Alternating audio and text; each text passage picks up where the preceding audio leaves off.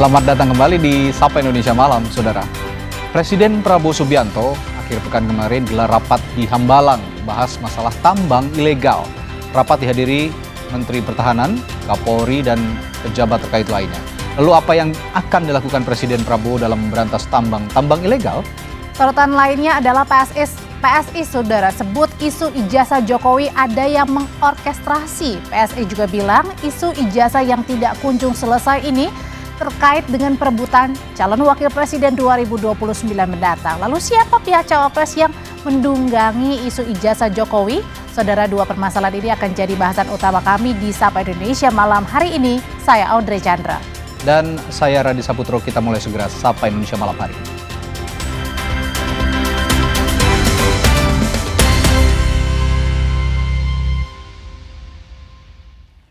Kami mulai dari berita jembatan Cilalai, Desa Singabraja, Tenjo, Kabupaten Bogor yang jadi lokasi penemuan jenazah Alvaro Kiano, bocah 6 tahun yang sebelumnya dinyatakan hilang selama 8 bulan silam oleh pihak keluarga.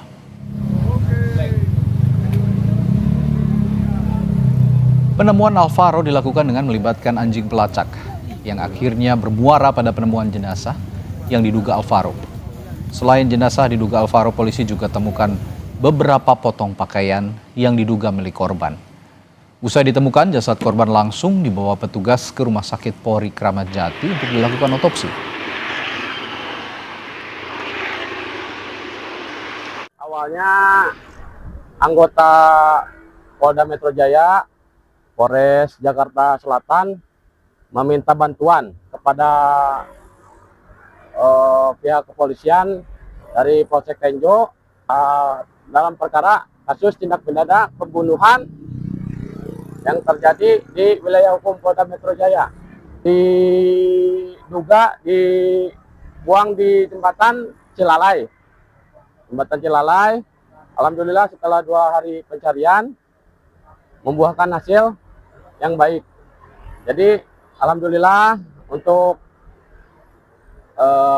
korban sudah ditemukan. Jenazah yang diduga Alvaro kini masih berada di Rumah Sakit Polri Kramat Jati karena polisi masih lakukan uji forensik dan otopsi untuk mencari penyebab kematiannya. Selain itu, tim DVI Polri juga masih menunggu kedatangan Ibu Alvaro untuk melakukan tes DNA.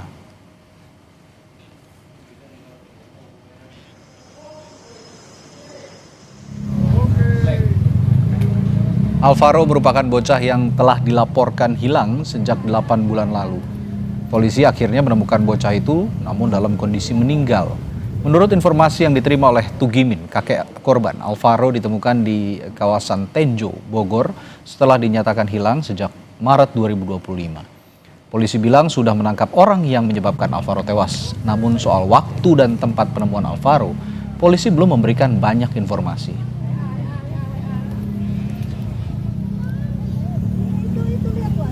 Ya pasti masih di wilayah Jabodetabek. Kami lebih detailnya semua itu nanti ada di Polres ya. Ini sudah meninggal dunia. Terima kasih. Ketua Komnas Perlindungan Anak Jakarta, Cornelia Agatha, mengungkap Komnas PA Jakarta telah mengawal kasus hilangnya Alvaro Kiano Nugroho sejak Maret 2025 lalu. Tidak hanya kasus Alvaro, kasus anak hilang di Indonesia juga masih terbilang tinggi. Cornelia tekankan perlu adanya penguatan sistem perlindungan anak agar proses penanganan kasus dapat berjalan lebih efektif di seluruh Indonesia. Menurutnya, setiap orang di lingkungan masyarakat harus peka terhadap tanda-tanda yang berpotensi jadi ancaman bagi anak agar pencegahan dapat dilakukan sejak dini.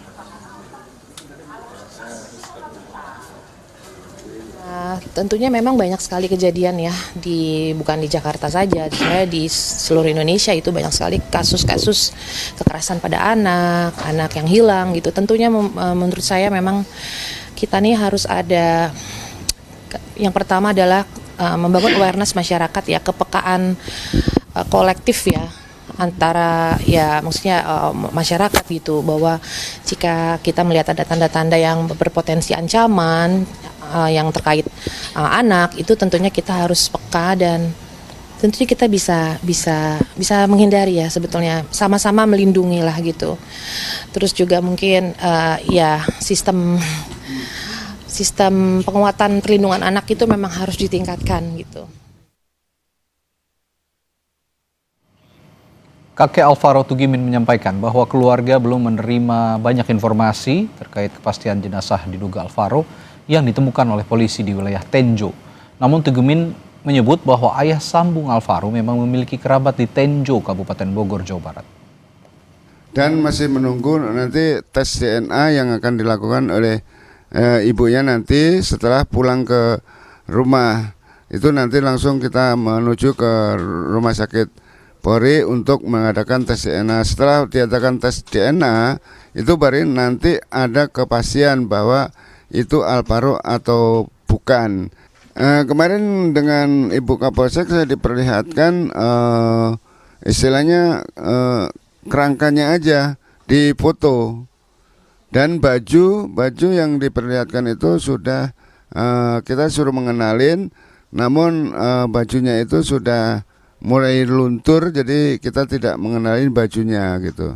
Kalau saya nggak ada untuk keluarga yang tinggal di Tenjo Bogor itu, tapi kalau keluarga ayah sambungnya Alvaro, itu si Alek itu, dia punya saudara atau adik itu pernah bilang mengatakan tinggal di Tenjo gitu. Perkembangan terkini kasus hilangnya anak Alvaro yang akhirnya ditemukan meninggal. Sudah bergabung bersama kami jurnalis Kompas TV Jihan Jufri dan juru kamera Septa Yoga Janoloka yang akan melaporkan langsung. Jihan, apakah Ibu Alvaro sudah tiba dan bagaimana dengan pemeriksaan tes DNA nantinya?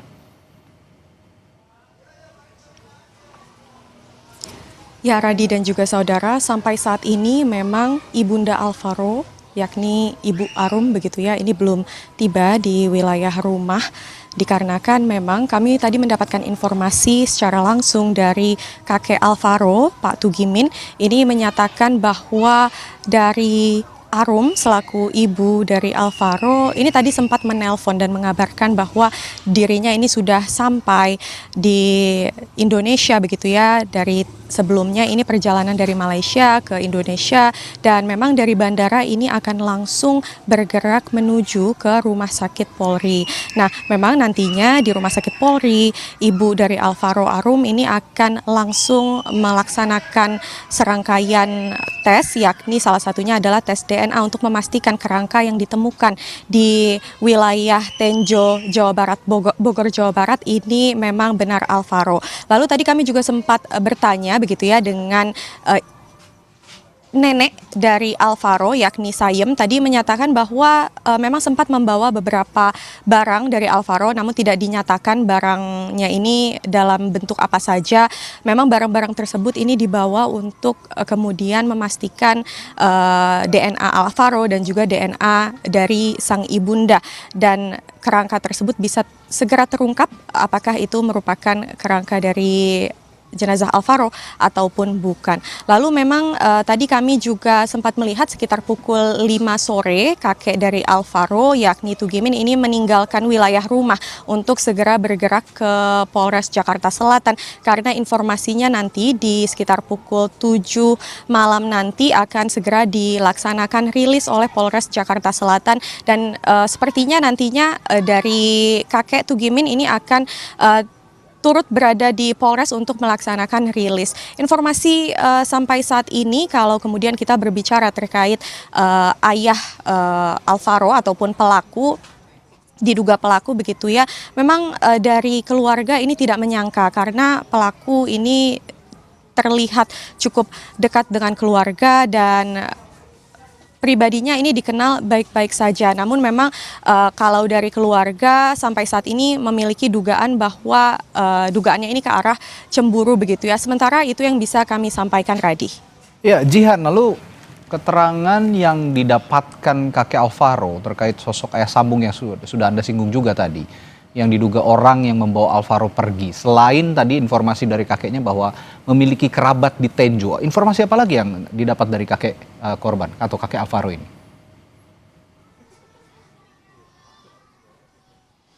Ya, Radi dan juga saudara, ini mungkin perlu disampaikan begitu ya bahwa dari pihak keluarga ini tidak menduga sama sekali awalnya dari kehilangan Alvaro sejak 8 bulan yang lalu, dikarenakan memang dari pihak keluarga yakni dari kakek Alvaro ini awalnya sedang bergegas ataupun ingin mengantar sang nenek ke rumah sakit untuk check up begitu ya, namun ditemukan bahwa Alvaro ini tidak berada di rumah dan baru mendapatkan kabar setelah beberapa hari berikutnya ini dari marbot masjid bahwa dari marbot ini melihat adanya Alvaro di wilayah masjid sekitar rumah mereka. Nah, memang dari marbot masjid tersebut tidak bertanya lebih lanjut begitu ya, karena tidak timbul rasa curiga karena dari pelaku yang bersama Alvaro pada saat itu memang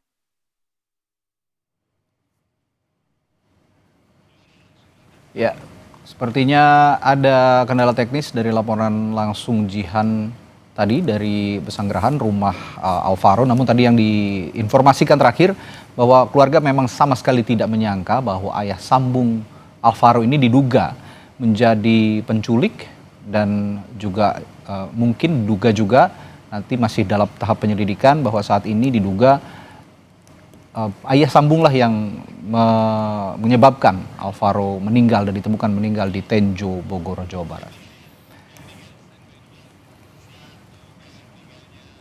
Sorotan lainnya dari kasus kematian dosen muda Dwi Nanda Linsia Levi hingga kini masih belum menemukan titik terang. Tim Advokasi Hukum Untak Semarang mendatangi Polda Jawa Tengah mengawal perkembangan penyidikan penyebab kematian korban. Audiensi yang dilakukan dengan Polda Jawa Tengah adalah langkah pengawalan Tim Advokasi Hukum Untak Semarang. Tim advokasi hukum yang dibentuk Untak juga diberikan kuasa penuh dari pihak keluarga Levi memberikan bantuan hukum. Tim advokasi Untak menghargai segala proses dan perkembangan penyidikan yang saat ini tengah dilakukan Polda Jawa Tengah. Ke Polda dalam rangka menegaskan positioning tim advokasi sebagaimana yang sudah kami sampaikan di rilis hari Jumat. Di kesempatan ini kami juga menyampaikan surat kuasa resmi kepada Kabitumas terkait dengan bahwa kami selain sebagai tim advokasi yang dibentuk oleh universitas, juga kami mendapat kuasa dari keluarga korban terutama kakak. Terakhir nunggu proses penyelidikan yang sekarang sedang dilakukan oleh Polda. Sementara pada olah TKP lanjutan yang dilakukan Polda Jawa Tengah ditemukan adanya obat-obatan di kamar indekos korban yang merupakan dosen hukum Untak Semarang. Olah TKP dilakukan di kostel korban di Jalan Telaga Bodas Raya, Kecamatan Gajah Mungkur. Polisi bilang obat-obatan yang ditemukan dibawa ke laboratorium forensik agar diketahui jenis obat-obatannya. Polisi hingga kini masih menunggu hasil otopsi dari dokter forensik dan nantinya hasil tersebut akan ditindaklanjuti ke penyidik dalam lanjutan perkara penanganan kasus dosen Untak yang tewas di Indekos. Mana pada saat olah TKP kedua kita menyita baju milik AKBP maupun milik saudari D, kemudian kita menyita juga obat-obatan yang ada di kamar tersebut dan juga ada spray dan selimut, di mana barang bukti tersebut nanti akan kita gunakan sebagai bukti awal. Dan kalau obat-obatan yang tahu penyidik ya, dan penyidik itu akan membawa obat tersebut ke laboratorium forensik untuk dicek. Ada informasi lainnya kami hadirkan di Sapa Indonesia Malam setelah jeda. Abu vulkanik letusan Semeru masih selimuti kawasan sekitar Geladak Perak, Lumajang, Jawa Timur. Namun sebagian warga nekat menerjang pekatnya abu vulkanik melintasi jembatan. Sesaat lagi.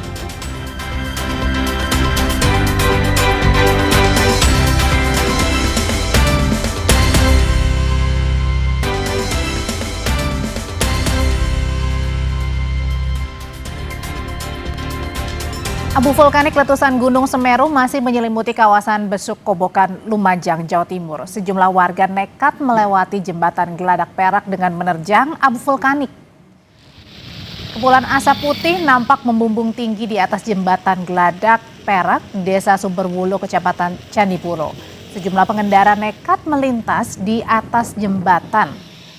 Akibatnya kendaraan mereka jadi kotor dengan debu bercampur air hujan. Pengendara motor mengatakan nekat melintas karena takut kepulan asap bertambah tinggi. Selain mengganggu pengguna jalan, banjir lahar hujan Gunung Semeru juga sudah melewati tanggul dan mengarah ke permukiman warga.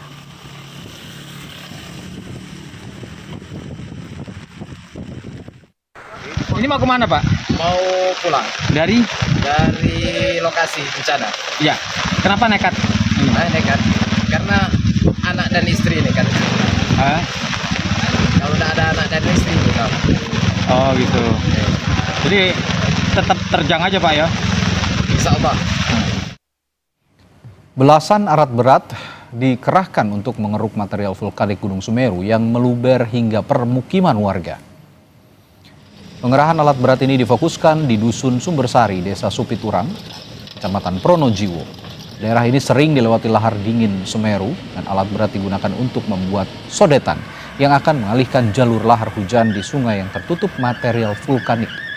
Alat itu juga digunakan untuk menormalisasi alur sungai untuk mencegah banjir lahar Semeru meluap ke permukiman dan lahan pertanian yang belum terdampak.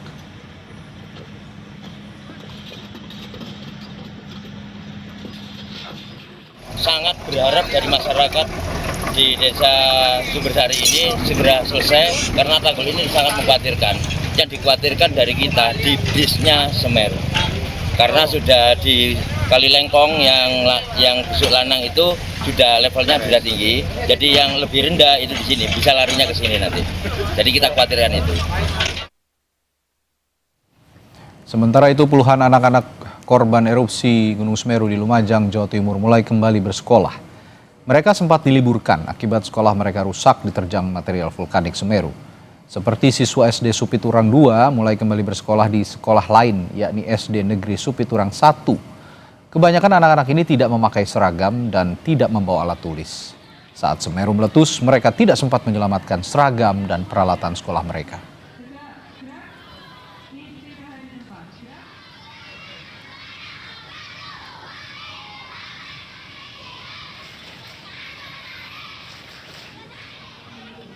Menyadari memang siswa kami dari Supiturang 2 itu memang banyak yang tidak memiliki seragam ya, karena akibat dari terbawa lahar Semeru kemarin itu. Jadi dan kami pun juga sudah koordinasi dan kepada relawan, kepada dinas memang minta bantuan sesegera mungkin untuk membantu seragam dan semua perlengkapan kebutuhan anak-anak untuk sekolah. Sementara curah hujan tinggi yang terjadi di Kabupaten Pesisir Selatan, Sumatera Barat menyebabkan banjir yang melumpuhkan jalan lintas Bengkulu, Kota Padang. Banjir juga merendam puluhan rumah warga di Kanagarian Duku, Kecamatan Koto 11 Tarusan, Kabupaten Pesisir Selatan. Hingga Senin pagi, jalur jalan lintas Sumatera Padang Bengkulu lumpuh total akibat banjir. Di beberapa titik ketinggian air mencapai 50 cm hingga 1 meter. Banjir dipicu meluapnya air dari Sungai Tarusan yang tidak mampu lagi menampung debit air akibat curah hujan yang tinggi sejak hari Minggu kemarin. Akibat jalur terputus, antrean kendaraan sempat mencapai 2 km. Itu warga waktu di dalam rumah basah terendam. Ini kondisi tapeknya di Nagari Duku Utara. Jadi kami kini dalam kondisi rumah lah banyak terendam. Dari arah Painan menuju Kota Padang maupun dari arah Kota Padang menuju Painan belum bisa dilalui karena arus lalin masih terhambat oleh aliran air sungai. Tetapi pada pagi hari ini dapat kita laporkan juga untuk arus sungai sudah mulai menyusut dan arus ketinggian air di jalan lintas sudah menurun. Kesorotan lainnya, Saudara, Menteri Pertanian Amran Sulaiman akan mendalami masuknya 250 ton beras impor tanpa izin di Sabang, Aceh. Menteri Pertanian Amran Sulaiman kembali menegaskan bahwa Presiden telah melarang adanya impor beras. Dirinya memastikan pasokan beras Indonesia masih cukup untuk memenuhi kebutuhan masyarakat. Kini beras ilegal seberat 250 ton di Sabang, Aceh telah disegel dan Kementerian Pertanian masih mencari pelaku utama yang mengizinkan masuknya beras ilegal tersebut.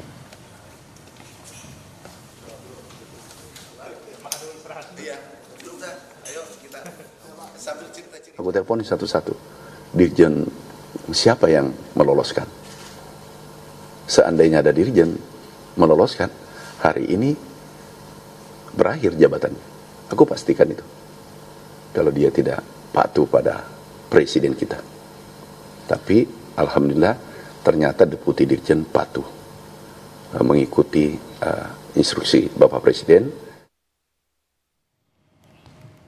Sementara itu menanggapi masuknya 250 ton beras secara ilegal di Sabang, Aceh, Menteri Pertanian langsung berkoordinasi dan melakukan penyegelan gudang beras impor itu. Amran bilang beras impor berhasil masuk melalui pelabuhan Sabang karena kawasan itu masuk dalam kawasan bebas perdagangan sehingga ada perbedaan regulasi.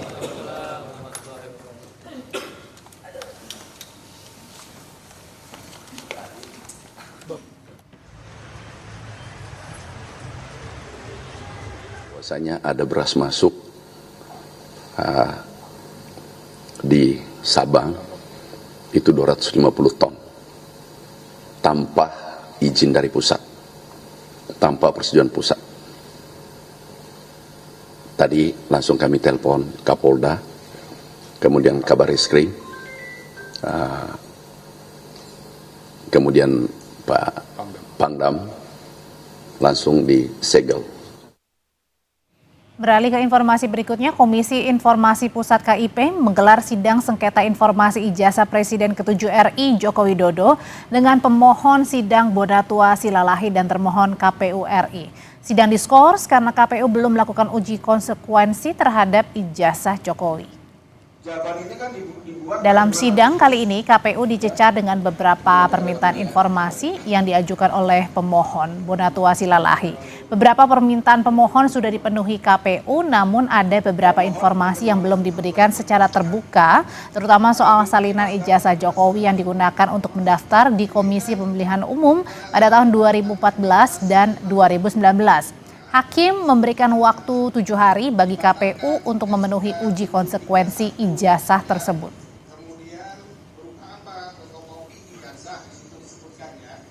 Dua lagi sisanya. Namun akhirnya diserahkan juga yang tahun 2014 dan tetap berita acara verifikasi yang saya minta untuk tahun 2014 belum diserahkan sampai detik. Gosah bertele-tele, majelis putuskan bahwa Anda kami perintahkan untuk melakukan uji konsekuensi. Ya kan, nanti disertakan dasar-dasar kenapa Anda mengecualikan, buktinya apa, dasarnya apa, silakan. Ya kan, di dalam uji konsekuensi. Anda kami beri waktu 1 minggu untuk melakukan uji konsekuensi. Ya kan, nanti pada persidangan berikutnya Anda bawa itu hasil uji konsekuensinya beserta bukti-buktinya, alat buktinya. Ya kan, sekaligus juga Anda bawa salinan dokumen yang memuat informasi yang dikecualikan itu.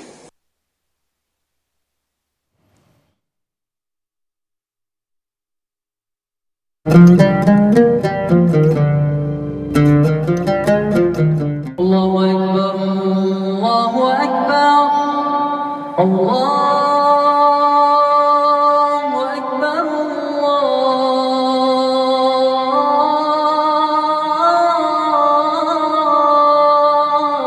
Allahu Akbar. Asyhadu an la ilaha illallah.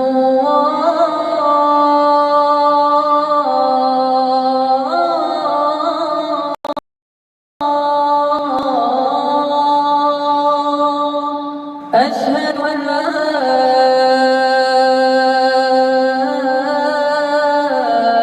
إله إلا الله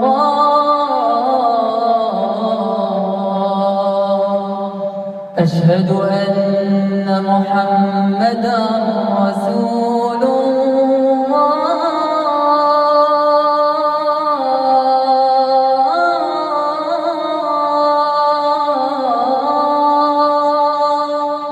أشهد أن محمدا رسول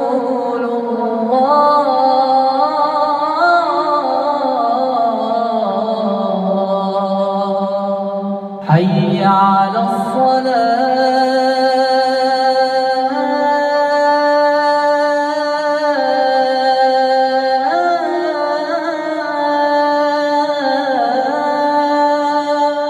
حي على الصلاة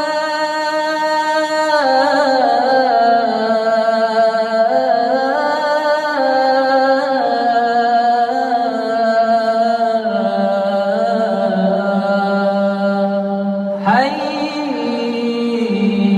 على الفلاح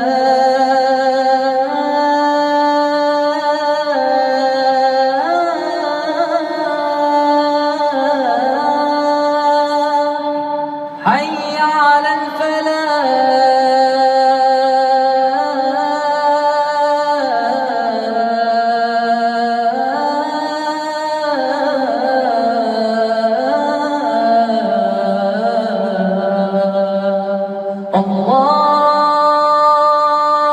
الله أكبر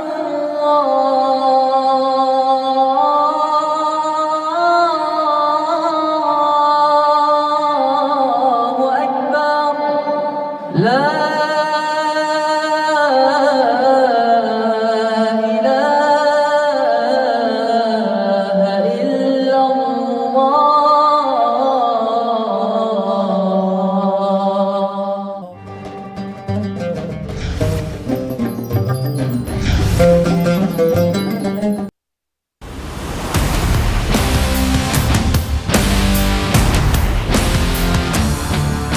Sudah ada 5 nama, ya. Tapi kita Wih, harus 5 nama. godok lagi. Karena begini, PSSI saat ini sementara memproses 5 calon pelatih timnas senior. Berikan kesempatan kepada kami untuk menggodok itu.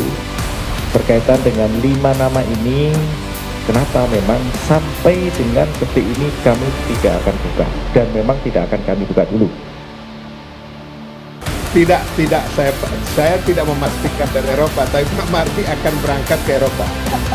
Pak Mardi harus melaporkan pada Esko, ya, supaya tidak terjadi lagi seperti yang Patrick Kluivert ya.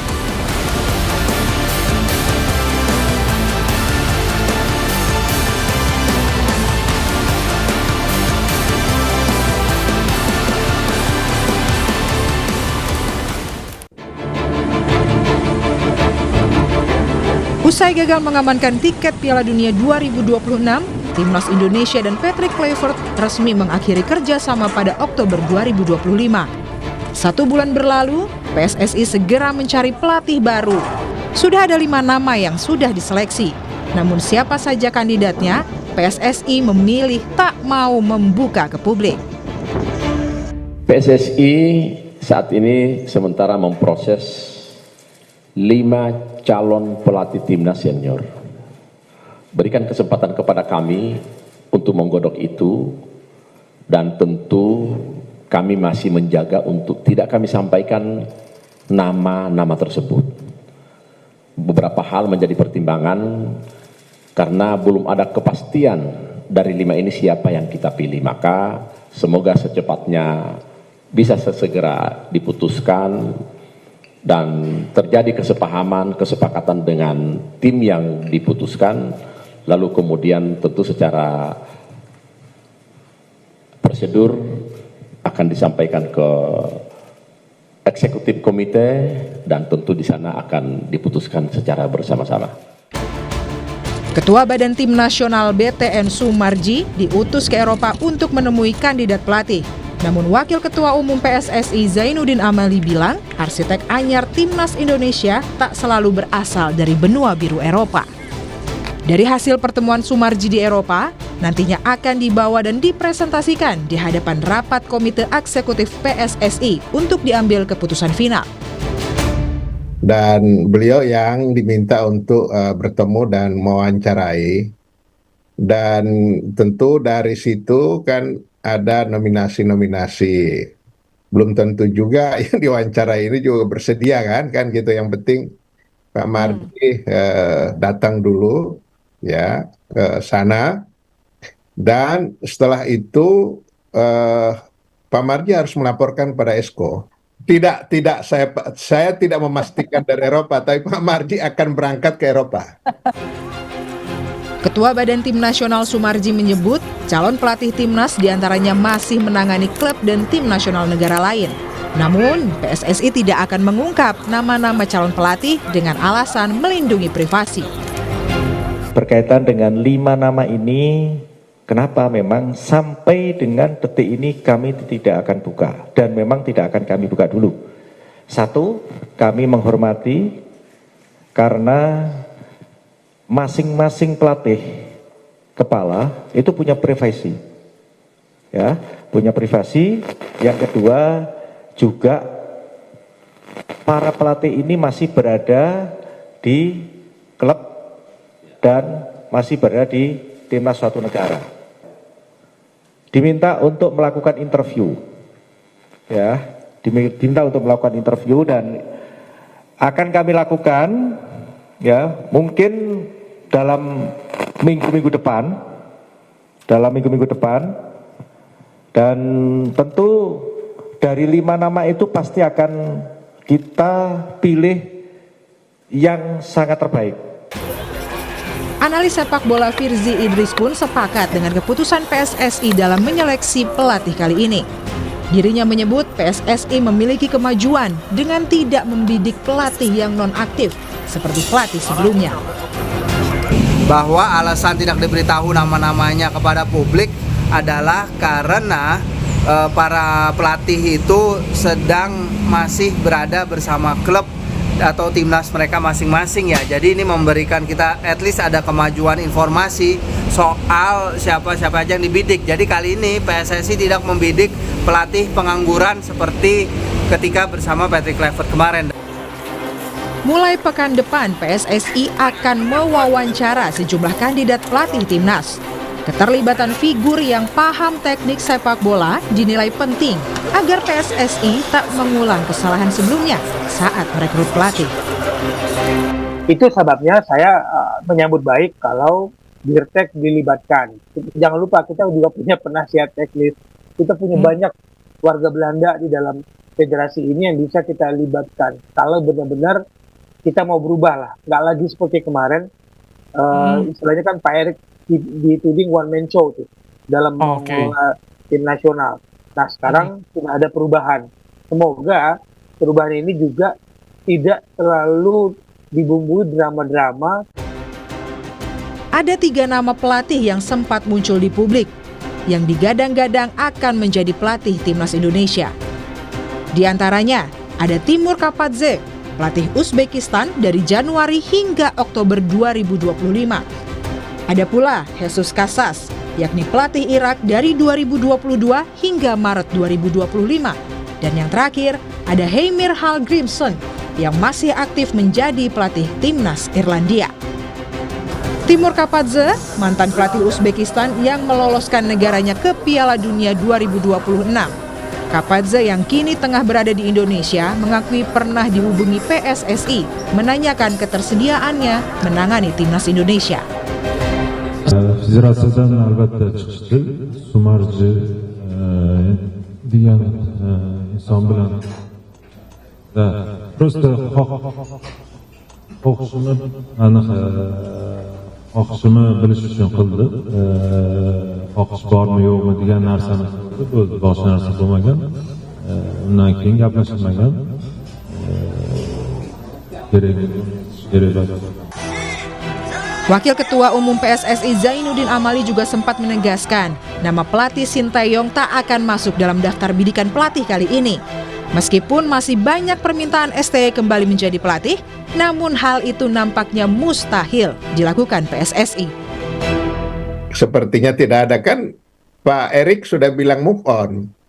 Oh, baik, tidak dipertimbangkan lagi gitu ya. Iya, karena Pak Erik kan sudah bilang waktu konferensi pers move on, walaupun di antara Esko itu masih ada juga yang menginginkan Sintayong ya, dengan pertimbangan-pertimbangan, tapi kan sudah menuju ke 5 itu, ya sudah. Ya kalau publik kan lihat aja, banyak yang. Ya. Kini pecinta sepak bola tanah air berharap-harap PSSI menyeleksi kandidat pelatih timnas dengan benar dan bijak. Siapapun yang nanti terpilih, sang pelatih harus mampu dan memahami karakter pemain Timnas Indonesia. Tim Liputan, Kompas TV. Saudara, setelah jeda kami punya bahasan soal PSI yang sebut isu ijazah Jokowi ada yang mengorkestrasi dan berkaitan dengan Cawapres 2029. Sesaat lagi bersama rekan kami Audrey Chandra di Sapa Indonesia Malam.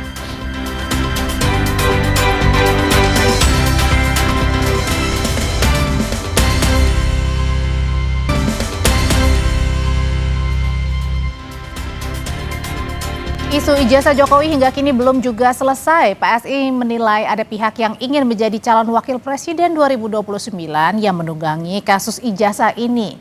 Ketua Harian PSI Ahmad Ali meyakini ada pihak yang mengorkestrasi isu ijazah Jokowi.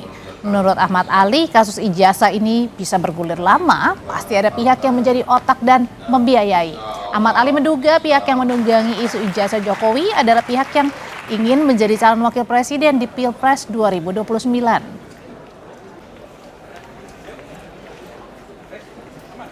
Nah, artinya bahwa tiba-tiba ini muncul ada yang mengorkestra. Kalau kita lihat politiknya ini, ya ujung-ujungnya pertarungan wapres, siapa sih nanti yang menjadi saingannya Gibran jadi wapres sih? Ya, jadi kalau kemudian di bawah ada yang terganggu dengan munculnya Mas Gibran sebagai calon wapres dan menunggangi ini, nggak salah juga kali ya. Seperti Pak Prabowo bilang, ini ada nih yang mengotaki nih, ada yang membiayai, dan masa iya ada satu isu begitu panjangnya, ya kan? Dan pernyataan Ketua Harian PSI Ahmad Ali tadi disampaikan sebagai respon terhadap pernyataan anggota DPR RI dari fraksi Partai Demokrat Beni Kaharman. Beni dalam rapat kerja balik DPR beberapa waktu lalu bersama dengan Kemendikbud dan juga Kementerian Agama menyinggung kala itu soal ijazah palsu dalam rapat.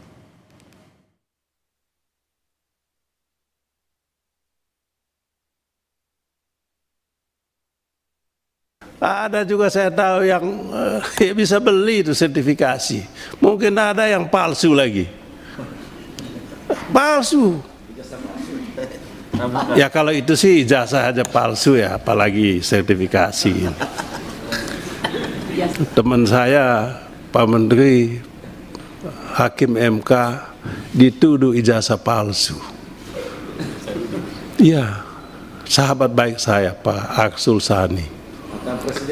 Tapi hebatnya dia tampil di depan tunjuk itu ijazahnya yang asli, nggak kayak yang lain.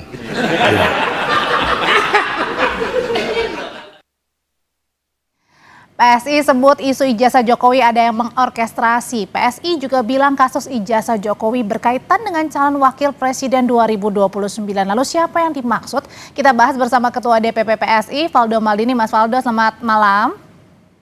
Selamat malam, Assalamualaikum. Waalaikumsalam. Ada juga politisi dari Partai Demokrat yang lagi hangat dibicarakan. Ada Mas Didi Irawadi. Selamat malam Mas Didi. Selamat malam. Dan ada juga Direktur Eksekutif Trias Politika Strategis Agung Baskoro. Mas Agung, selamat malam. Malam Mbak Audrey semua. Ya, saya mau nanya dulu ke Mas Valdo nih. Mas Valdo, jadi sebenarnya siapa sih kasus ijazah yang mengorkestrasi ini benar dari partai politik? Iya, pertama Mbak Audrey, saya mau menyampaikan bahwa Pak Ahmad Ali itu bicara dalam konteks politik yang jujur dan apa adanya.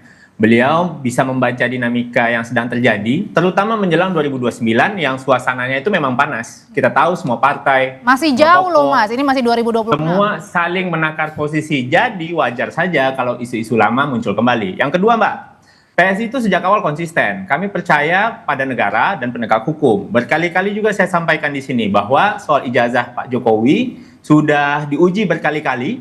Berkali-kali juga masuk pengadilan dan berkali-kali juga ditolak karena tidak ada dasar hukumnya. Dan PSI punya satu prinsip Mbak, yang nuduh wajib buktiin, bukan yang dituduh yang harus membuktikan dirinya berkali-kali. Jadi negara ini kan negara hukum, nggak bisa bekerja pakai logika terbalik.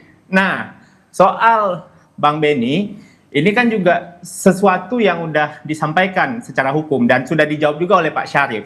Dan ketika beliau tadi menyampaikan ada yang belum menunjukkan ijazah, pasti arahnya ke Pak Jokowi. Makanya Pak Mat Ali menjawab dalam konteks politiknya. Karena bahwa isu ini selalu muncul menjelang kontestasi atau sedang panas-panasnya, dan beliau bicara soal tiket cawapres 2029 itu karena memang hari ini banyak figur yang bekerja keras untuk memanaskan mesin politik. Oke, Jadi itu bukan serangan ya, tapi itu pembacaan politik yang apa adanya. Tapi kalau dibaca politik untuk menuju 2029 ini aja belum 2026, masih akhir 2025, nggak kepagian, Mas?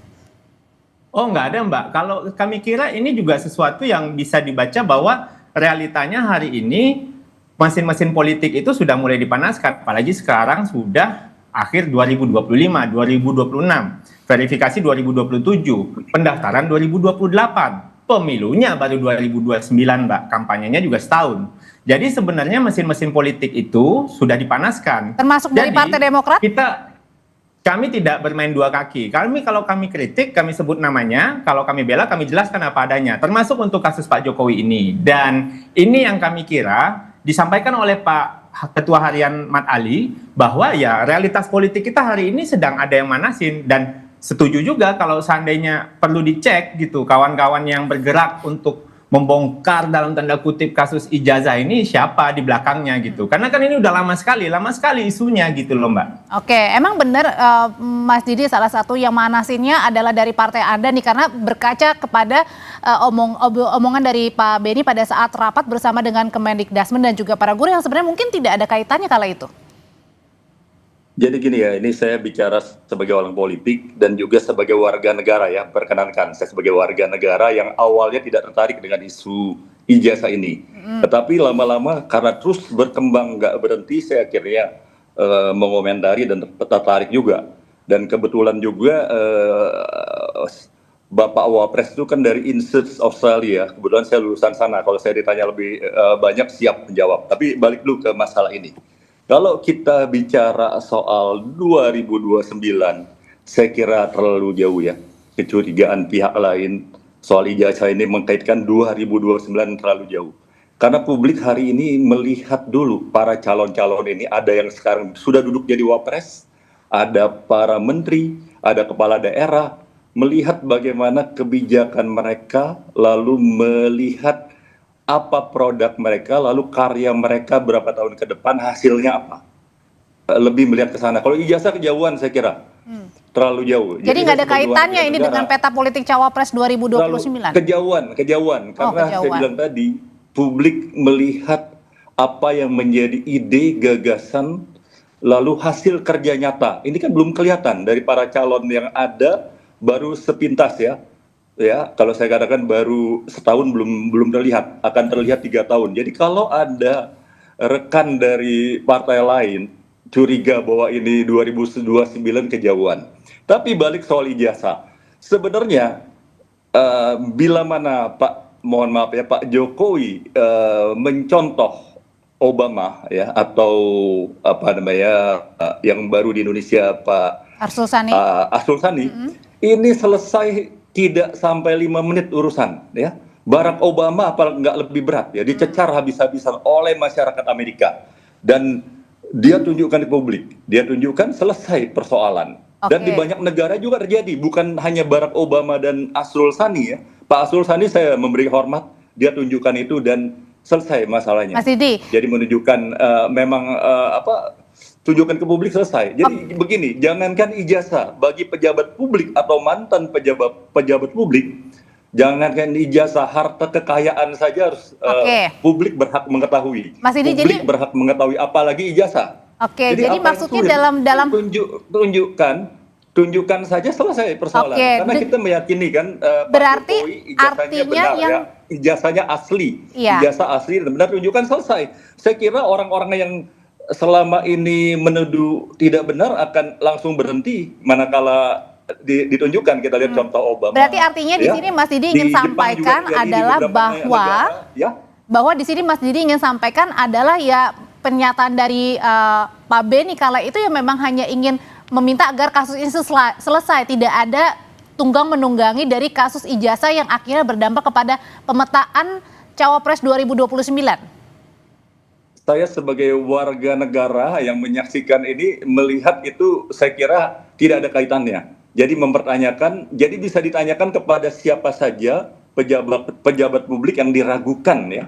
Akte ijazah, bisa akte kelahiran dan lain-lain. Dalam kasus Obama kan akte kelahiran. Jadi saya rasa pertanyaan yang wajar karena pejabat publik seperti saya katakan tadi, jangankan ijazah, harta kekayaan saja publik berhak mengetahui, apalagi ijazah.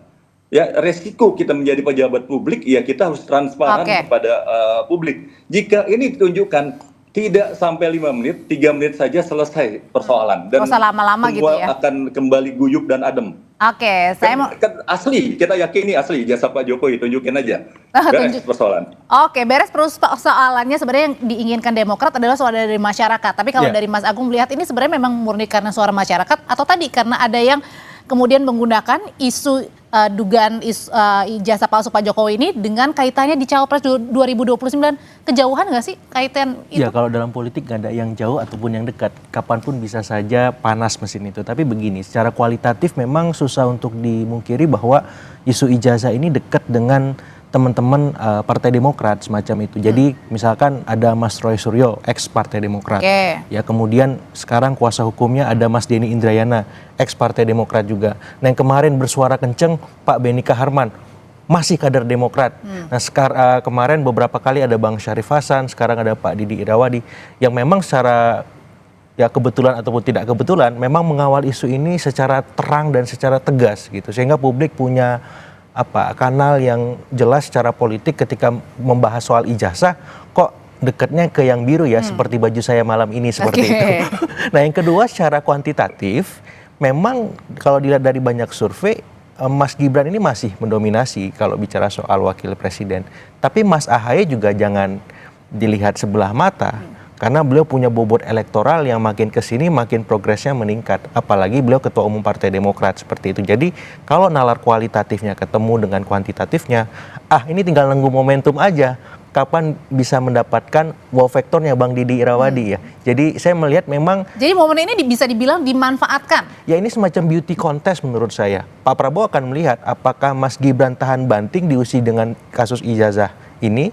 Ya beserta keluarga Solo, dan di sisi yang lain apakah misalkan Mas AHY atau dengan Partai Demokrat bisa dalam tanda petik melihat situasi yang lebih beyond daripada ini, maksudnya menunjukkan kinerjanya, mengawal ijazah ya, tapi apakah memang bisa menjadi antitesis dari Mas Gibran dalam konteks bicara soal kinerja sebagai Menko Infrastruktur Wilayah semacam itu. Jadi ya kita publik diuntungkan dengan hal ini. Kenapa? Kita bisa memastikan siapapun besok yang mendampingi Presiden Prabowo sebagai wakil presiden memang wakil presiden terbaik.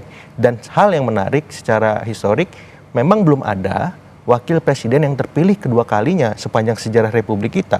Sehingga Mas Gibran presiden mau gak mau, ada tapi wapres. Iya, ini tantangan besar bagi Mas Gibran dan PSI untuk menjawab fakta sejarah Kecuali itu. Pak JK meskipun beda Betul, ada tahun sekuensnya, ada jaraknya. Nah, belum ada yang berturut-turut. Nah, ini tantangan bagi PSI.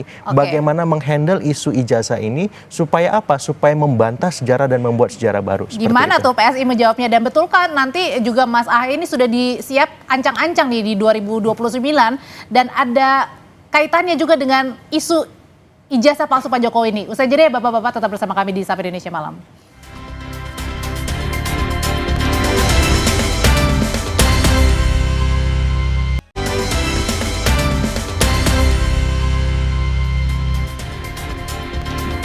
Berdasarkan tadi analisanya dari Mas Agung nih, Mas Faldo, emang benar nanti ada yang head to head calon wakil presiden 2029 bersama dengan Mas Gibran nih, artinya ada pesaingnya Mas Gibran dan bisa aja dari Partai Demokrat. Ya, kalau bicara hitung-hitungan politik ya, kalau Demokrat 7%, terus ada PDI sekitar 16-18, itu udah bisa running tuh 20% sebenarnya. Jadi kalau kita lihat dalam konteks yang lebih luas, tentunya upaya ini juga bisa juga ke arah sana. Dan yang namanya kekuasaan semuanya harus siap-siap lah Mbak. Hari gini gitu loh, hari-hari itu terasa makin cepat kalau kita bekerja terus. Hari itu lama kalau kita kagak ngapa-ngapain Mbak. Itu lama sekali hari. Nah jadi kalau mau menjawab sedikit yang Pak Didi bilang tadi, kalau lah Pak Arsul Sani, Pak Obama gitu, ya itu hak beliau lah. Tapi kan itu nggak bisa kita jadikan standar bahwa semua orang harus melakukan hal yang sama. Apalagi ini udah diuji berkali-kali. Kalau setiap tuduhan harus dijawab dengan dokumen pribadi, nggak maju-maju negara ini. Karena udah kelamaan kalau kata Mas Didi bilang. Memuaskan para penebar rumor dan pemfitnah gitu. Jadi apa yang disampaikan Pak Mat Ali adalah sebuah realitas politik yang kita juga tidak bisa nutup mata gitu, bahwa koalisi Pak Prabowo 58%, ada upaya mungkin yang ingin menggergaji nih kesolidan ini gitu. Kita sih tentu Demokrat, kita mitra, hormat juga, dan kita juga pengen ada jelas-jelasan gitu bahwa kalau seandainya nggak Pak Jokowi siapa gitu loh. Karena ini kan yang bikin kita bisik-bisik di politik, ini yang bikin kita mabuk Mbak gitu. Karena kan kalau kami PSI kritik gitu, kita sebut namanya. Kalau kita bela, total kita sebut juga namanya. Seperti apa yang kami lakukan ke Pak Prabowo, apa yang kami lakukan ke Pak Jokowi, Mas Gibran. Bahkan kalaupun seandainya Pak Menko AHY pun melakukan yang betul karena bagian dari pemerintah, kita akan lakukan. Ya. Jadi mengkritik pun begitu. Jadi yang terjadi sekarang juga kami lihat beberapa petinggi dari Partai Demokrat, Pak Benny ngomong begini, Pak Syarif ngomong begitu, habis ini Mas Didik ngomong begini lagi. Nah jadinya kan ini harus kita sama-sama luruskan gitu, karena Bang Benny keras bicaranya, tapi ketika direspon oleh publik, ya agak mundur lagi setengah-setengah. Kami menghormati Demokrat ya sebagai mitra demokrasi. Tapi kalau bicara isu sepenting ini kami kira perlu konsisten. Jangan hari ini lempar, besok bilang bukan ke situ. Gitu kalau gitu kita tanyain ke posisi Partai Demokrat yang ingin dipertanyakan sebenarnya apa sih kaitan dengan ijazah ini? Soal politiknya kan Pak Benny, Pak Syarif sudah bicara. Saya ini sebagai mantan insert loh. Jadi sama-sama alumni bareng sama Pak Wapres ini ya. Jadi saya terpanggil untuk bicara ini ya. Saya terpanggil, saya lulusan sana dan saya banyak tahu ya, saya di insert ya kalau itu untuk semacam kursus bahasa, tapi itu di event lain aja. Jadi kembali lagi, terlalu kecil kalau kita mengkaitkan ini dengan 2029. Menurut saya terlalu kecil ya.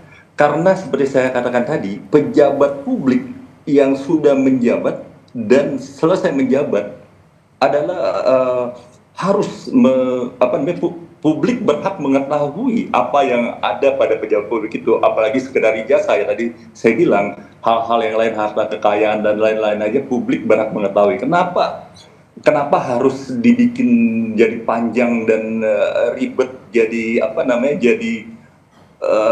jadi lari maraton begini. Sebenarnya kan urusannya hanya 3 menit, 5 menit selesai, ditunjukkan selesai semua, dan saya siap di belakang Pak Jokowi manakala ditunjukkan itu tetap dituduh palsu. Kalau ternyata benar, saya akan orang pertama yang ikut membela Pak Jokowi ya. Jadi apa yang diragukan lagi?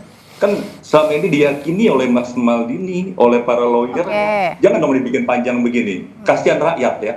Banyak hal-hal lain yang lebih besar ya di negeri ini. Jadi energi kita jangan dihabiskan ke sini. Cukup dengan tampil ke depan publik, mencontoh Obama, mencontoh Asrul Sani, mencontoh kalau nggak salah pernah kasus di Jepang dan di berbagai belahan dunia lain. Itu selesai nggak sampai 5 menit urusannya, dan publik nggak bertanya-tanya lagi karena ternyata tunjukin ya benar ini ya.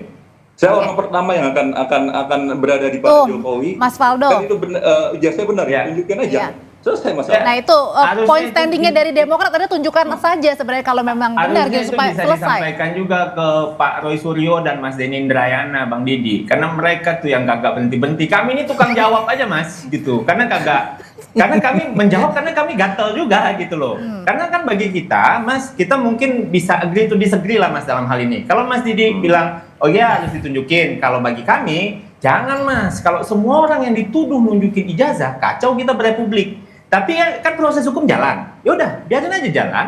Dan kami kira kita sama-sama kembali ke jalur yang sehat aja. Kalau mau kritik aja kebijakan, debat data gitu. Jangan hidupkan isu-isu yang jelas-jelas. Mas Faldo, saya kira nggak ada yang kacau Mas Faldo. Justru dengan cara itu lebih bijak, lebih manusiawi. Tidak ada seperti Pak Obama ya dan lain-lain, nggak dibawa ke proses hukum. Sebenarnya Obama kalau mau bawa ke proses hukum mudah sekali. Dia sudah menunjukkan dan diakui publik, dia menang, dia tunjukkan selesai. Tapi ya ini kembali lagi terserah Pak Jokowi ya. Tapi saran saya kalau ditunjukin, begitu publik yakin, begitu semua yakin, saya orang pertama yang partai dari Demokrat dan dari publik yang berada di belakang Pak Jokowi. Kan simpel kan, dan selesai urusan. UGM, kepolisian, semua instrumen sudah terlalu panjang. menyetujui. Jadi ya kita lihat aja Mas. Jadi ya kita lihat aja yang jelas kalau bagi kami menjawab dan kita menjaga rasionalitas publik juga Mas. Jangan sampai besok anak saya yang lagi kuliah di luar negeri tiba-tiba pulang dituduh, anak saya harus buktiin kita nggak cocok kok kayak gitu. Tapi Mas Waldo ini pejabat publik, presiden 2 kali loh, dan kita kan presiden yang dicintai oleh rakyat Indonesia. Kenapa takut? Itu hak Mas. Saya orang pertama yang akan di belakang beliau kalau ditunjukkan ya, karena kita meyakini itu benar ijazahnya. Iya, ragu-ragu. Ya benar, kita benar kok yakin betul ini. Yakin betul ini benar. Dan mungkin teman-teman yang melakukan upaya ini bakal kecapean. Kan simple kan? Ya itu hak beliau Pak. Tapi kalau semua orang begitu, nanti Bapak dituduh juga akan menunjukkan gitu loh. Kan nggak bisa begitu di negara. Oke, sebentar Bapak-Bapak, saya mau ke Mas Agung dulu nih buat nengahin. Nah, sebenarnya perdebatan seperti ini, ya bisa kita memang PSI dan juga Demokrat, apakah ini juga semakin menguatkan bahwa posisi masing-masing nih, bahwa Demokrat tadi ya mungkin saja bisa diuntungkan dengan kasus ini, dan PSI juga tetap standpoint bahwa ya tidak perlu ditunjukkan.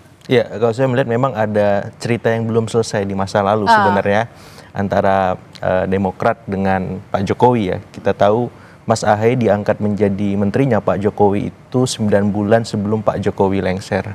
Artinya selama 9 tahun, 3 bulan, Demokrat itu memainkan narasi penyeimbang di masa Pak Jokowi. Dan di masa itu pula terjadi hampir pembegalan Partai Demokrat yang gagal itu. Nah, saya kira cerita itu sedikit banyak membuat luka tersendiri dan noktah tersendiri di sisi Partai Demokrat yang menurut saya akan sangat sulit dilupakan. Dan sementara di sisi PSI, isu ijazah ini juga noktah hitam juga yang melukai. Jadi mungkin sepele ijazah, tapi hentakannya hari ini itu banyak mempengaruhi Jokowi efek yang kemungkinan akan digunakan lagi di 2029 untuk mendongkrak PSI, Mas Gibran maupun keluarga Solo lainnya untuk memastikan mereka mendapat posisi panggung elektoral yang strategis. Nah, yang terluka ini kan akhirnya bercerita hari ini yang kita lihat, dan menurut saya bagi publik bagus sehingga objektivitas itu bisa dicapai dan publik bisa mengawal betul kasus ijazah ini seperti apa, dan ya cerita masa lalu yang belum terselesaikan itu bisa terungkapkan dengan baik, dengan sehat, lewat mengawalnya isu ini oleh Partai Demokrat. Karena cerita ini juga sempat disampaikan kemarin pada saat dialog Kompas Petang bersama dengan Pak Syarif, Mas Agung, isu soal ijazah ini kemudian juga diomongin soal kembali lagi isu Partai Demokrat yang pernah dibegal pada saat membegal ya pada saat Pak Jokowi masih memimpin sebagai presiden. Nah, pertanyaannya adalah apakah ini ada kaitannya nih dengan mengorkestrasi isu ini kemudian menjadi panjang karena yang tadi luka lama? Ya, kalau saya langsung ataupun tidak langsung sebenarnya bisa dikaitkan, bisa enggak. Tapi kan kalau mengacu pada statement Pak Syarif, ini bagian dari fungsi pengawasan yang dilakukan oleh Pak Beni untuk memastikan misalkan kepolisian menunjukkan tupoksi yang transparan, yang jelas bagaimana mengungkap kasus ini sebenarnya tanpa tendensi apapun. Nah, itu yang ditunggu publik. Bagaimana ke depan kasus ini seterang-terangnya dibuktikan secara hukum, secara transparan, profesional, supaya apa? Tidak ada lagi sangka, prasangka, praduga yang tidak perlu, yang mengitari opini dan persepsi publik, yang itu merugikan PSI, Pak Jokowi, keluarga Solo, pun pihak-pihak yang selama ini dianggap dalam tanda petik menyebarkan rumor yang tidak benar, Mas Roy Suryo dan teman-teman seperti itu. Oke, Mas Didi, sebenarnya kalau dari isu ini kemudian diuntungkan juga nggak sih Partai Demokrat dengan standing point-nya tadi dengan cara ya sudah mengusulkan untuk menunjukkan saja ijazah? Saya luruskan dulu, saya kira nggak ada dendam dan tidak ada luka ya. Saya kira agak berlebihan Mas Agung, karena kita lihat Pak Jokowi kan baik ya, setelah menjabat juga merangkul Partai Demokrat ya duduk di sana ya. Jadi isu ijazah ini isu murni, saya kira publik berhak ingin mengetahui ya tentang mantan pejabatnya ketika ada pihak-pihak yang meragukan, kan masa yang simpel ya. Jadi nggak ada soal luka tuh terlalu jauh ya, dendam-dendam nggak ada, karena terbukti tadi saya bilang Pak Jokowi mengangkat ketua umum kita. Cerita yang belum selesai Bang Didi. Jadi saya kira kembali lagi tunjukin aja lah, beres lah persoalan. Saya juga capek nih ngikutin ini dari awal, saya nggak tertarik. Saya jadi tertarik. Dan nggak ada diuntungkan juga Partai Demokrat dengan isu ini, Mas Didi? Ada diuntungkan nggak sih Partai Demokrat dengan isu ini? Saya kira bukan isu ini yang akan menguntungkan Demokrat dan partai manapun ya, tapi bagaimana program kerja yang baik, bagaimana para kader dan para menteri atau anggota parlemennya mengeluarkan kebijakan-kebijakan dan juga membuahkan satu hasil yang nyata bagi publik dalam 2 atau 3 tahun ke depan menjelang pemilu. Karena kalau dari isu ini mungkin ya publik hanya ingin mengetahui aja, ini kok nggak beres-beres di isu ini, padahal bisa selesai hanya 5 menit, kok nggak beres-beres sampai hari ini. Itu aja publik. Jadi dan terakhir publik berhak mengetahui hal itu ya, berhak ya. Di negara demokrasi, di negara yang menjunjung tinggi demokrasi. Jadi kalau dari PSI sendiri sebenarnya cara untuk mengakhirinya seperti apa nih supaya juga tidak ada yang lebih diuntungkan, tidak ada yang lebih dirugikan? Singkat aja Mas Waldo. Ya, apa yang dikatakan oleh Pak Mat Ali betul apa adanya. Kita di politik nggak boleh dua kaki kami kira, dan kami PSI percaya rakyat cerdas dan rakyat juga tahu siapa yang pada akhirnya berjuang untuk kewarasan publik. Kita sama-sama berjuang untuk kewarasan publik. Ijtihad kami adalah begini, mungkin Demokrat punya perspektif lain, tapi nggak masalah. Dalam artian kita jadi tahu, Pak Beni ngomong begini, Pak Syarif ngomong begitu, Mas Didi hari ini ngomong begini. At least masyarakat pada akhirnya tahu posisi Demokrat seperti apa. Oleh karena itu, izinkan kami terus berjuang Mas Didi untuk menjawab tuduhan Pak Roy, Pak Denny Indrayana, dan bapak-bapak lainnya. Selamat berjuang, tapi ya bikin simpel aja 5 menit selesai dan kita akan di belakang Pak Jokowi. Sayangnya kawan-kawan ini nggak pengen sesimpel itu, Pak. Oke, baik. Oke, terima kasih sudah kita tangkap pesannya. Mas Didi terima kasih, Mas Waldo terima kasih, Mas Agung terima kasih juga. Selamat malam Bapak-Bapak. Tetap bersama kami, Presiden Prabowo Subianto gelar ratas di Hambalang bahas tambang ilegal. Bagaimana langkah Prabowo memberantas tambang ilegal? Kita bahas usai jeda.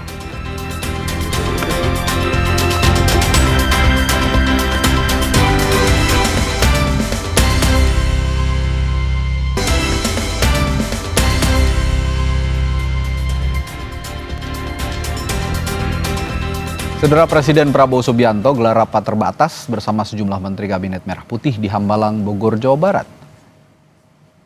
Ratas membahas hasil kerja dan tindak lanjut Satgas Penertiban Kawasan Hutan atau PKH, penertiban kawasan pertambangan, serta konsekuensi hukum atas berbagai pelanggaran dan aktivitas ilegal di kedua sektor itu, termasuk penanganan sejumlah kawasan ilegal yang sulit dijangkau aparat.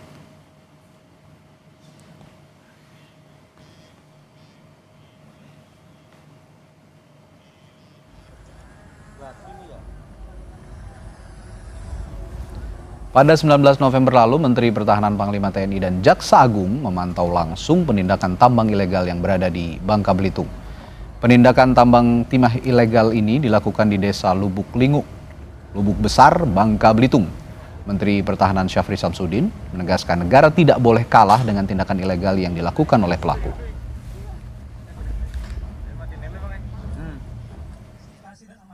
Kita menemukan beberapa kegiatan-kegiatan ilegal yang mengarah kepada pelanggaran hukum yang akan kita tindak lanjuti baik secara hukum maupun secara administrasi. Saya kira dalam hal ini negara tidak boleh kalah di dalam melaksanakan kegiatan ilegal ini, dan secara fisik sekarang semua kegiatan yang mengarah kepada kegiatan lagi ini kita sudah tutup secara geografi, tetapi secara peraturan nanti Menteri ESDM akan memberikan penjelasan. Saudara, tambang ilegal jadi perhatian utama Presiden Prabowo Subianto demi menjaga kekayaan alam negara. Namun sebenarnya masalah ini sudah bertahun-tahun jadi isu lingkungan yang tidak kunjung usai, ditambah berpotensi merugikan negara triliunan rupiah. Lalu seberapa serius pemerintah memberantas tambang ilegal? Kita akan kupas seberapa besar peluang pemberantasan ini berhasil dengan dua narasumber kita yang sudah hadir di studio. Ada Pak Toto Daryanto, anggota Komisi 12 DPR dari fraksi PAN, dan Melki Nahar, Koordinator Nasional Advokasi Tambang. Selamat malam Bapak-Bapak. Ya, malam. Saya ke Mas Melki dulu nih. Ini kita flashback ke tanggal 19 November kemarin, kan ada sidak lah ya dikatakannya Satgas PKH ini. Ini langsung dihadiri oleh Pak Menhan, Syafri Samsudin, lalu ada Panglima TNI, Jaksa Agung, yang pada saat itu menyita 23 unit alat berat. Nah, tapi pertanyaan saya, apakah ini merupakan langkah konkret atau jangan-jangan cuma aksi simbolik aja kira-kira? Saya kira dalam kasus yang tanggal 19 itu bisa jadi ini sesuatu yang serius. Okay. Ya. Tetapi keseriusan itu tidak cukup hanya kausistik seperti itu. Okay. Tanpa memperhatikan apa masalah struktural yang berkaitan dengan betapa langgengnya pertambangan ilegal di Indonesia. Dan saya kira salah satu yang menarik pernyataan dari Menteri Pertahanan bahwa negara tidak boleh kalah. Ya, negara gitu tidak boleh kalah. Tapi kan pada praktiknya aparatus negara justru menjadi bagian dari aktor kejahatan yang sama. Kan itu rumitnya. Tapi sudah bisa dibuktikan atau tidak keterlibatan itu kira-kira? Udah banyak ya? kasus yang melibatkan aparatus negara kan. Entah politisi, entah aparat keamanan baik polisi maupun tentara begitu. Dan saya kira salah satu temuan menarik September kemarin itu terjadi di Provinsi Aceh. Pansus DPR Aceh itu menemukan ada 1.000 eksavator aktif yang beroperasi di sekitar 450 titik tambang ilegal. Tambang apa itu? Emas ya? Tambang emas dan segala macam. Dan menariknya, satu eksavator itu menyetor dana jaminan keamanan kepada oknum aparat sebesar 30 juta. Wow. Kalau kita hitung misalnya. Tapi gini Mas Melki, mungkinkah ketika pemerintah melibatkan juga Menhan, lalu ada Panglima TNI, ini supaya mereka juga takut tunduk juga terhadap posisi yang ada di atasnya, jabatan yang ada di atasnya, langsung turun sendiri, masa masih mau berani begitu kira-kira membackingi tambang ilegal? Ya, mestinya itu bisa menciutkan aktor-aktor yang beroperasi selama ini di lapangan begitu ya. Tetapi problemnya seringkali apa yang dibacanakan di ruang publik, terutama yang terbaru tanggal 19 kemarin itu, seringkali kan tidak mencerminkan situasi real yang terjadi di lapangan begitu ya. Kan ini bukan baru pertama kan. Upaya penindakan terhadap tambang ilegal ini udah sering sekali dilakukan oleh pemerintah. Tapi apakah itu mengurangi masifnya pertambangan ilegal di berbagai wilayah di Indonesia? Kan enggak juga gitu ya. Praktiknya justru terus semakin ekspansif begitu dari satu wilayah ke wilayah sampai lain. Tahun ini. Tapi dengan adanya upaya ini, apakah Anda secara visioner misalnya ke depan bisa memandang bahwa ini akan berkurang sedikit demi sedikit? Mestinya iya, tetapi salah satu catatan kritis untuk Presiden Prabowo adalah ia terlampau menekankan sisi ekonomistiknya, gitu ya. Pengembalian kerugian negara. Karena yang ia kejar adalah pendapatan yang loss kepada negara. Seharusnya didapatkan oleh negara, begitu ya. Mestinya yang perlu dicermati juga adalah aspek biaya eksternalitas yang selama ini tidak pernah dihitung oleh negara. Seperti misalnya? Termasuk kerusakan lingkungan, hilangnya ruang produksi warga dan segala macamnya. Karena itu sangat terkait dengan ekonomi warga lokal begitu. Menitik beratkan terhadap sisi ekonomi saja Pak Toto, tanpa memperhatikan juga sisi kerugian lingkungan yang sepertinya kalau dirupiahkan itu jauh lebih besar dari kerugian ekonomisnya. Bagaimana Anda melihat ini? Ya, jadi langkah yang diambil oleh Presiden kali ini, saya kira pertama harus diapresiasi dulu. Artinya ada langkah tegas. Ya, bagaimana kita menindak tambang-tambang ilegal, ya itu pertama. Kemudian yang kedua, betul saya kira kita mesti melakukan pendekatan yang sifatnya struktural, ya perbaikan by system, tidak serta-merta hanya kita itu seperti pemadam kebakaran.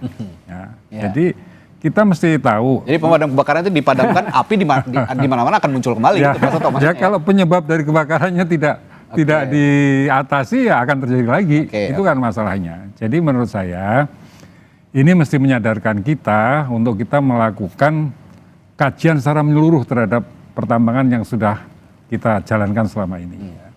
Saya kira titik berangkatnya itu sebetulnya sudah jelas. Kita semua tahu.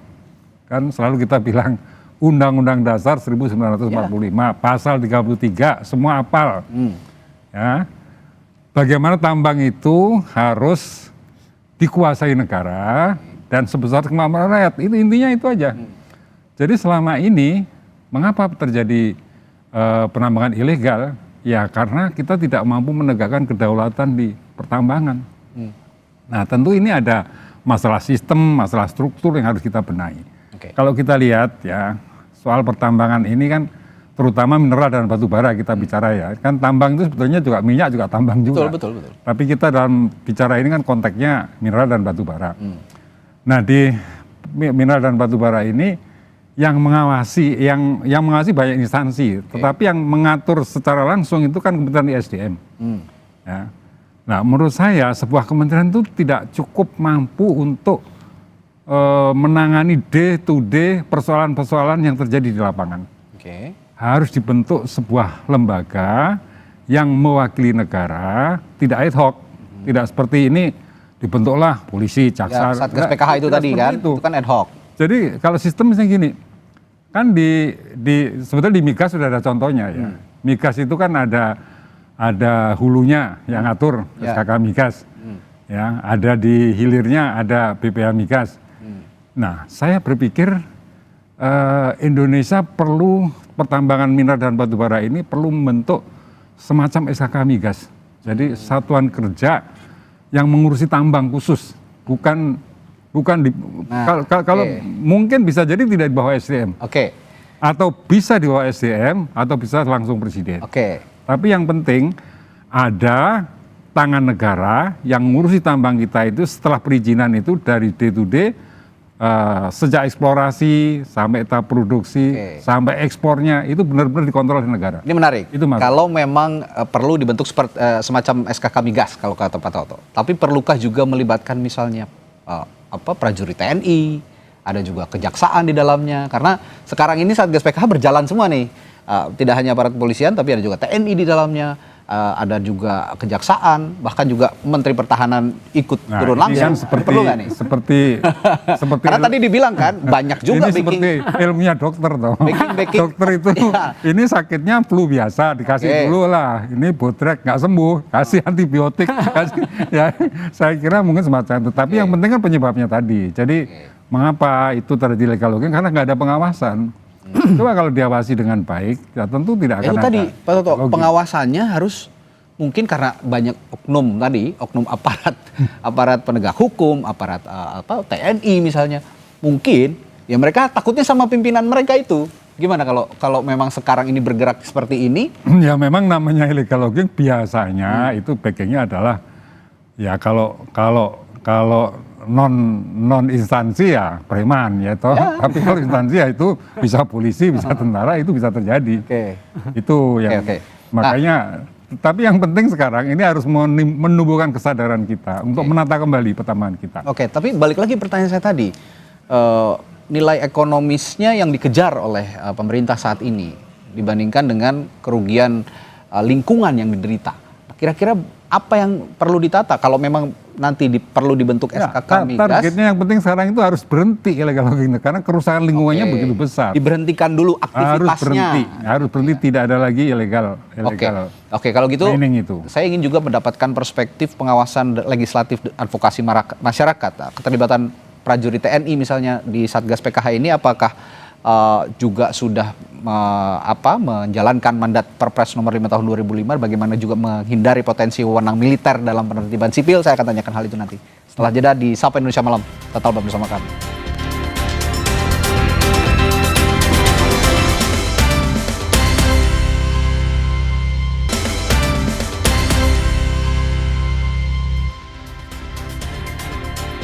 Kami masih membahas tambang ilegal yang jadi perhatian utama Presiden Prabowo Subianto untuk menjaga kekayaan alam negara yang sudah bertahun-tahun.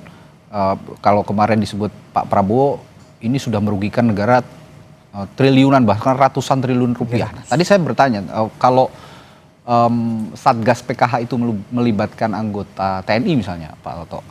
Nah, kira-kira apa yang bisa Anda sampaikan terkait keterlibatan prajurit TNI dan bagaimana juga kira-kira supaya tidak ada penyalahgunaan jabatan militer dalam penegakan hukum di kasus tambang ilegal ini?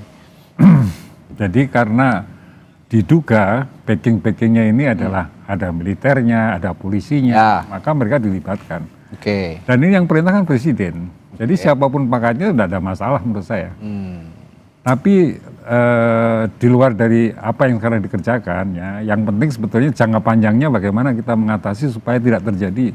Stop aja dulu aktivitasnya gitu ya. Itu. Kalau sekarang harus stop. Kalau tadi Anda mempermasalahkan Mas Melki soal kerugian lingkungannya jauh lebih masif gitu kan dibandingkan kerugian ekonomis. Tapi kan Pak Toto bilang tadi ya stop saja aktivitasnya dulu supaya kerusakan lingkungannya tidak terlampau parah lagi di era yang akan datang. Dan itu bisa dihitung kan? Nah itu bisa dihitung. Berapa pengembalian atau pemulihan kerugian negara dari revitalisasi kerusakan lingkungan itu tadi? Bagaimana menurut Anda? Ya, saya kira setuju. Tetapi kan tidak berhenti pada penutupan tambang ilegal itu sendiri. Tetapi mesti ada langkah pemulihan kerusakan lingkungan, termasuk upaya mendiversifikasi dan transisi ekonomi yang sebelumnya bergantung ke tambang ke sektor yang lebih berkelanjutan. Karena kalau kita baca banyak riset, kajian begitu, orang kemudian memutuskan untuk menambang itu kan problemnya adalah urusan ekonomi begitu ya. Karena ketidaktersediaan lapangan kerja, kemudian terjadi kemiskinan, lantas kemudian mereka mau tidak mau beralih profesi ke sektor pertambangan. Nah, saya kira ini yang penting untuk dibereskan oleh Presiden Prabowo sehingga jangan sampai hanya mengejar ke sektor pendapatan ke negara saja begitu ya, tapi tidak terlalu serius untuk mengatasi problem ekonomi yang dialami oleh masyarakat lokal itu sendiri. Saya tertarik dengan pernyataan Jatam di bulan Agustus 2025 yang lalu bahwa pada saat Pak Prabowo berpidato kenegaraan di DPR itu kan sangat berapi-api mengatakan bahwa tambang ilegal itu harus diberantas begitu untuk mengembalikan kerugian negara. Tapi setelah itu beberapa saat kemudian Jatam menyatakan itu hanya retorika saja. Tapi sekarang dibuktikan oleh Pak Prabowo dengan terus intensif gitu ya melalui Satgas PK untuk day to day dari daerah ke daerah menyisir terus tambang-tambang ilegal. Nah sejauh ini sudah terbukti bahwa Pak Prabowo ini juga menjalankan komitmennya menurut Anda? Saya kira belum. Kan kalau kita merujuk ke pernyataan Prabowo sendiri, dia bilang bahwa ada 1.600 sekian izin tambang ilegal yang ada di Indonesia. Pertanyaannya, sudah berapa banyak yang kemudian ditindak tegas? Begitu ya. Maksudku, lain hal kalau misalnya pemerintah dan aparat itu tidak menjadi bagian dari operasi kejahatan yang sama dalam tanda kutip dalam urusan tambang ilegal ini, lantas kemudian Presiden Prabowo dengan mudah bicara bahwa ini akan diberantas.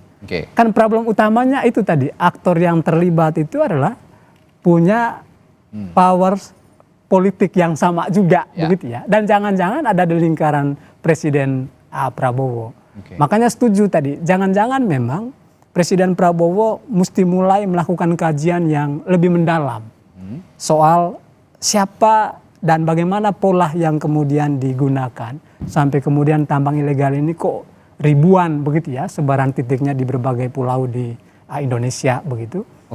Dan Prabowo bukan orang pertama kan yang bicara ingin menindak tambang ilegal ini. Bahkan zaman Jokowi, Wakil Presiden waktu itu Pak Maruf Amin membuat pertemuan juga yang melibatkan banyak kementerian dan lembaga untuk menyelesaikan problem pertambangan ilegal. Tetapi kita tahu jumlahnya terus bertambah, aktivitas di lapangan terus berjalan. Ini siapa Pak Toto yang harusnya juga melakukan monitoring gitu? Apakah jumlahnya sudah berkurang nih sekarang atau jangan-jangan diberantas satu tumbuhnya 100 gitu? Ya sekarang yang penting diberantas dulu itu kan. Dan dengan gerakan dan ini jangan sporadis. Ada terus menerus ini sampai habis. Jadi Presiden harus mencanangkan pemberantasan tambang ilegal ini tidak hanya hangat-hangat tayang. Harus terus tuntas sampai itu habis. Seperti apa yang dijanjikan Bapak Presiden pada jangan seperti kampanye politik lagi gitu ya, wacana. Dan kita tunggu.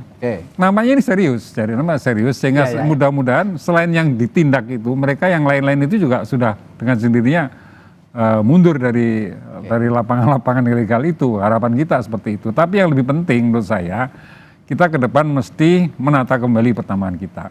Saya mengusulkan itu paralel dong ya harusnya ya. Harusnya diberantas dan ditata lagi. Sekarang DPR mestinya mulai bicara dengan pemerintah.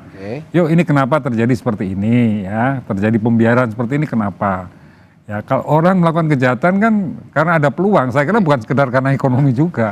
Orang yang ekonominya kuat banyak juga yang korupsi kan. Karena ada peluang gitu loh. Jadi ini peluangnya memang cukup besar karena tidak ada pengawasan yang benar-benar ketat gitu. Mungkin kalau yang dimaksud Padahal ini sekarang kan era ya. teknologi ya. Era teknologi ini kan bisa dibuat platform digital ya yang mengontrol semua tambang-tambang sehingga ketahuan lah kalau ada tambang-tambang ilegal itu ketahuan gitu. Dan laporan-laporan dari seluruh tambang-tambang yang terdaftar itu juga setiap hari bisa dikontrol oleh salah satu lembaga yang mewakili negara. Oke, itu tadi soal penertiban tambang-tambang. Nanti persoalannya bukan hanya yang ilegal aja, tapi pendapatan negara pasti akan meningkat. Oke, nah ini ngomong-ngomong soal pendapatan negara, rekomendasi Pak Toto juga dari DPR kira-kira untuk meningkatkan keberhasilan pemulihan kerugian negara.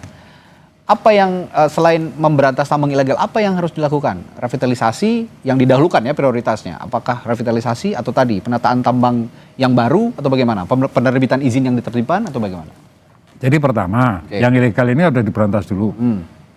Dan temukan siapa dalangnya. Jadi jangan sekedar yang ditangkap yang pekerja-pekerja itu kan mereka. Nah itu yang dimaksud oleh Mas Melki kan tadi ekonomi bawah itu yang pekerja-pekerjanya. Ini harus ditangkap bos-bosnya gitu. Siapa bos-bosnya ini kan. Nah bos-bosnya ini harus bertanggung jawab, diseret di depan hukum, mempertanggungjawabkan.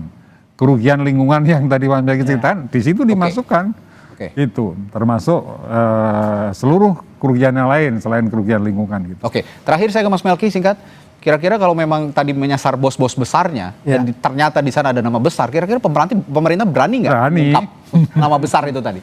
Berani lah. Kita sih pesimis begitu ya. Sampai kemudian sebetulnya kan gini, dugaan keterlibatan mereka-mereka yang punya pengaruh tadi, itu kan sudah mencuat sekian lama begitu ya. Kasus di Kalimantan Timur misalnya yang polisi itu Ismail Bolong itu, bahkan dia menyebut dia setor kemana ke atasannya dan segala macamnya. Nah itu kan yang kemudian dieksekusi ditegakkan kan hanya sampai ke Ismailnya kan. Tidak pada orang-orang yang diduga itu terima setoran dari mereka yang ada di lapangan. Oke. Dan itu rumit tantangannya. Ini ibarat di kasus BBM ilegal juga, seorang nama Rizal Khalid aja sampai detik ini belum ditangkap. Nah, ini kita tunggu juga berarti komitmen pemerintah. Kalau tadi belum ketangkap. Belum ketangkap. Oke. Tapi kan yang lain-lain udah ketangkep gampang kok, ini susah banget gitu loh Pak Toto.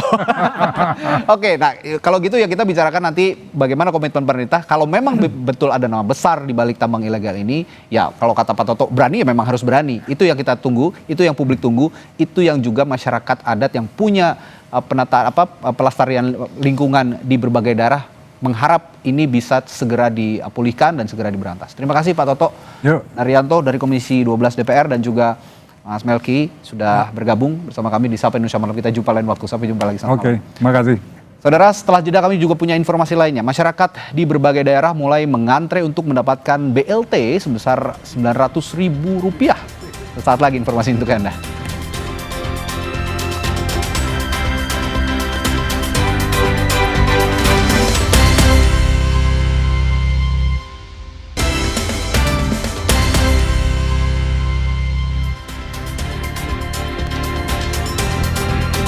Saudara, sekitar 7.000 lebih penerima bantuan langsung tunai atau BLT kesejahteraan masyarakat mulai mengantre mendapatkan bantuan sebesar Rp900.000 melalui kantor pos. Hari ini ada ratusan warga yang mengantre di depan kantor pos Kota Kediri mendapatkan BLT Kesra. Untuk pengambilan bantuan cukup membawa KTP dan kartu keluarga. Setiap warga akan mendapatkan Rp900.000 untuk bulan Oktober hingga bulan Desember. Penyaluran BLT Kesra melalui kantor pos akan dilakukan hingga tanggal 29 November 2025. Kalau untuk Kota Kediri itu jumlah KPM-nya sampai dengan hari kemarin yang masuk di kami datanya ada 7.666 KPM. Untuk kabupaten 68.971. Dan itu kemungkinan masih ada tambahan lagi karena memang konfirmasi dari kantor pusat masih ada tambahan data lagi. Antrean BLT juga terjadi di Kabupaten Indramayu, tepatnya di kantor pos Kecamatan Bango 2. Warga rela antre mendapatkan bantuan langsung tunai dari pemerintah sebesar Rp900.000 digunakan untuk kebutuhan rumah tangga. Sementara data dari pos Kecamatan Tukdanda terdata hampir 3.500 penerima BLT sebesar Rp900.000 sehingga pihak kantor pos menyiapkan uang sebanyak Rp3 miliar lebih.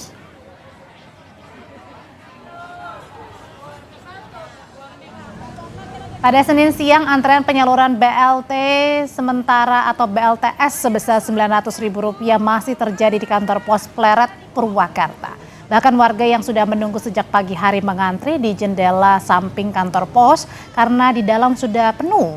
Antrean terjadi karena lokasi kantor pos yang kecil sementara harus melayani warga dari 3 desa. Meski demikian, warga mengaku tetap rela antre dan akan menggunakan uang BLT untuk keperluan sekolah anak.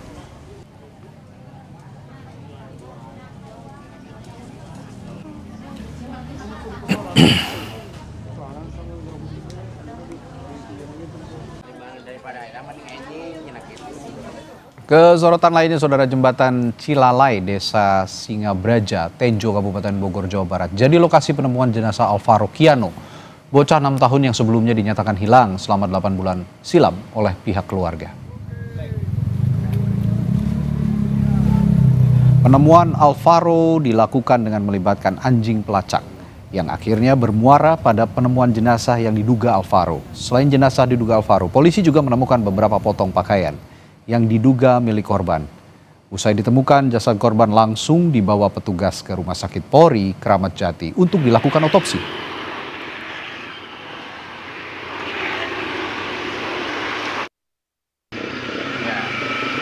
Awalnya anggota Polda Metro Jaya, Polres Jakarta Selatan meminta bantuan kepada pihak kepolisian dari Polsek Tenjo dalam perkara kasus tindak pidana pembunuhan yang terjadi di wilayah hukum Polda Metro Jaya. Diduga dibuang di jembatan Cilalai. Jembatan Cilalai, alhamdulillah setelah 2 hari pencarian membuahkan hasil yang baik. Jadi alhamdulillah untuk korban sudah ditemukan. Jenazah yang diduga Alvaro kini masih berada di Rumah Sakit Polri Kramat Jati karena polisi masih melakukan uji forensik dan otopsi untuk mencari penyebab kematiannya. Selain itu, tim DVI Polri juga masih menunggu kedatangan Ibu Alvaro untuk melakukan tes DNA.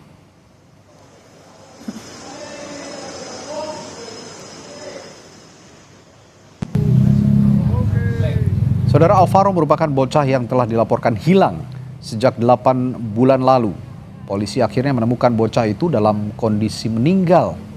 Menurut informasi yang diterima oleh Tugimin, kakek korban,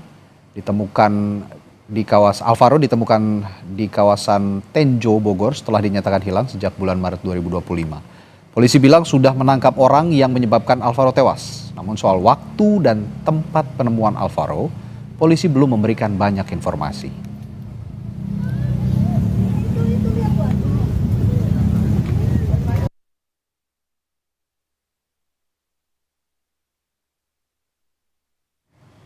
Tetap bersama kami di Sapa Indonesia Malam, informasi lainnya akan kami hadirkan usai jeda.